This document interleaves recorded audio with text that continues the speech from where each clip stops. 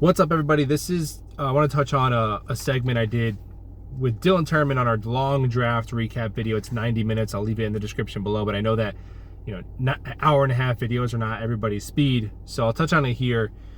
And I think it is an area of team building that I'm really looking forward to see how it works out with Mougey and Glenn, because it's the area I think we have to improve at the most.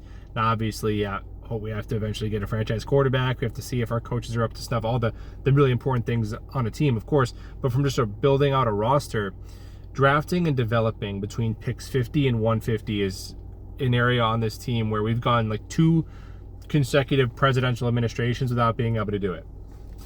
It's pretty rough.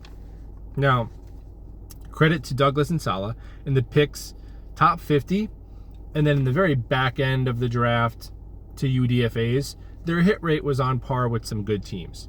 So we got steak and we got dessert, but we had no mashed potatoes and we had no green beans, and it's tough to live that way. So picks 50 to 150 is where we got to get better.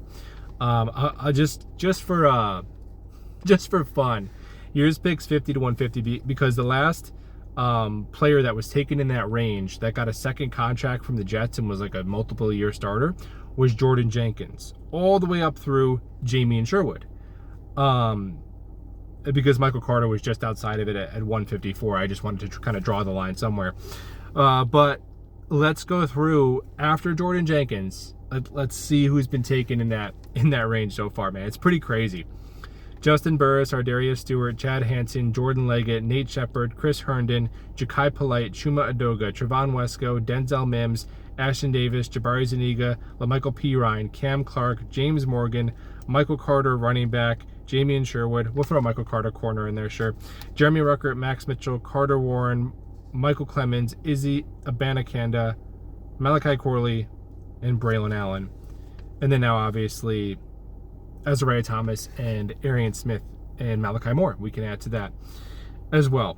So that is pretty dang tough, man. And with the new people, I think the ability to just get on base in this part of the draft, because you'd like home runs here, but I think when I look at a team like the Buffalo Bills, that's something they've done really, really well. Obviously, they have a franchise quarterback, they have good coaching, but the floor of their picks has been really high.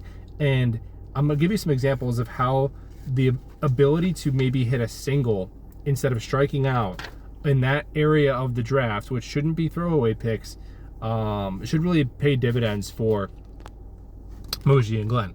So if we were to look at example like the tight end position with the Jets, which has been really anemic, Mason Taylor, if he gets a second contract with the Jets and plays up to expectations of a second round pick, he's going to be minimum like second in Jets franchise history in receiving yards by a tight end, because the guy in second has like less than 3,500 yards. It's pretty crazy. So starting with, you have some of those guys on that list: Trevon Wesco, 3rd round; Chris Herndon, 4th round; Leggett, 5th round. Now a home run would be any of the tight ends around the league. If you name one, Kelsey, whatever, Kittle, a lot of them are taken in that range. It's just kind of weird with the tight end position. But you go 0 for 3, strikeout, and then in 2021, you don't have a rosterable tight end, and then Joe Douglas says, hey man, we're going to sign 2, Conklin and Uzama, and draft 1. So $30 million guaranteed, plus a top 100 pick at the tight end position, because you couldn't hit a single there. Whereas maybe if you had a tight end 2 and 3, they just say, oh, you know what, we'll sign Conklin as our 1, or whatever the case may be. But you strike out, now it's $30 million and a top 100 pick that you're throwing, good money after bad at the tight end position. If we look at wide receiver room, with we didn't mention Elijah Moore in there because he was top 50, where the Jets have done okay. But Denzel Mims, was still, and they did get draft compensation back for Elijah Moore that helped them, draft Joe Timmons or whatever. But Denzel Mims was still on his rookie contract when the Jets signed Allen Lazard. So Denzel Mims, what was he, top 60 pick? Okay. Home run would be he's A.J. Brown in the 2nd round. A double or a triple would be like T. Higgins, whatever. But even if they got on base with Denzel Mims, like, do you sign Allen Lazard? If you felt like Denzel Mims could have been a high-end wide receiver 3, do you sign Allen Lazard to $30 million guaranteed? I don't know if you do that. Then, if you look at, and also in that same offseason, Hardman and Cobb. So it's again $30+ million guaranteed at the wide receiver position in that offseason. Does that happen if Denzel Mims gets on base? Maybe not. If you look at the offensive line, you have on that list Chuma Edoga and Cam Clark. Now, Cam Clark got hurt. I actually like that pick. It's a bummer for him. But taken in the 3rd and 4th round, now home run would be like the Eagles get their franchise left tackle in the 5th round or whatever they got. Okay, but you struck out. You couldn't get on base. And if you did get on base, would you have and you just had a serviceable guard or whatever, would you have to go ahead and give Laken Tomlinson $30 million guaranteed because you had a massive hole at left guard and you're like, our young quarterback is going to get killed? You overpay for Laken Tomlinson because you're throwing good money after bad because you couldn't get on base with those 2 picks. Offensive line mid-round picks again, Carter Warren, Max Mitchell. Again, a home run would be Zach Tom, Packers, starting right tackle, awesome 4th round. But we couldn't really get on base to this point in their careers. And if you were able to hit a single, maybe you don't trade a 5th round pick and $6 million to Morgan Moses. It's not a ton, but it starts to add up here. Ashton Davis, top 70 pick. Home run would be Kirby Joseph. Okay, but if he got on base, he could have been a below average starter, and then you don't spend $15 million on Jordan Whitehead. But you kind of struck out because he was pretty much a special teamer in Ashton Davis as a top 70 pick. Even running back, Elijah McGuire, Michael P. Ryan, strikeout. You got to draft Michael Carter in the 4th round. Then he doesn't pan out as a running back too. Then you pay Dalvin Cook $8 million. Izzy Abanikanda gets drafted in the 5th round. He doesn't work out, so you got to spend another 5th round pick on Isaiah Davis.